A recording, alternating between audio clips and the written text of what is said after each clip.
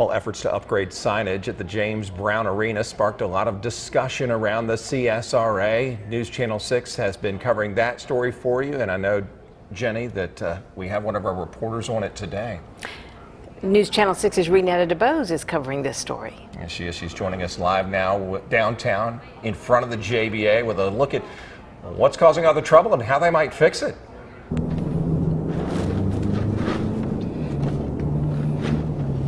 What we see now on the sign does not reflect what the Coliseum Authority's plan was to change the look and the feel here at the JBA.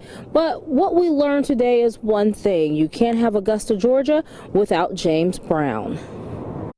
He put Augusta on the map to me. A lot of people know about Augusta through James Brown. He even wrote a song about Augusta GA.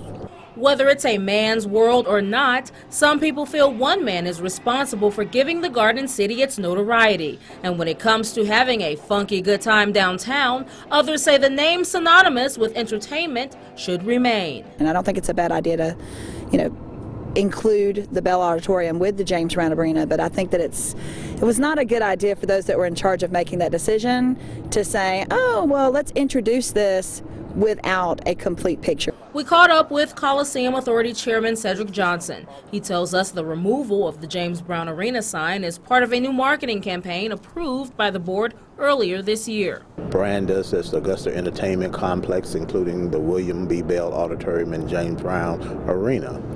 And in that plan, it also showed some renderings and some different things that we were going to do for James Brown inside the arena to more enhance his spirit and his name and his legacy. But the Godfather of Soul's name was left off in error. The marquee we have, which is old and small, was not large enough to hold all of the lettering. Johnson says it was no disrespect, and the board is also looking to add James Brown's name to the building too. But for those who will support the entertainment facility, the name means so much more. He poured not just money into the city, but acts of kindness and generosity to those that are underserved.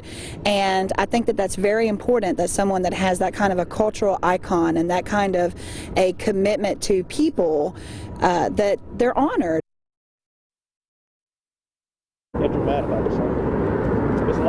Now the board wants the public to bear with them. You will see that sign for just a few more months, and then it should be changed. This will give them time to make sure that everything is done correctly. Live in Augusta, Renetta DeBose, WJBF News Channel 6. Back to you.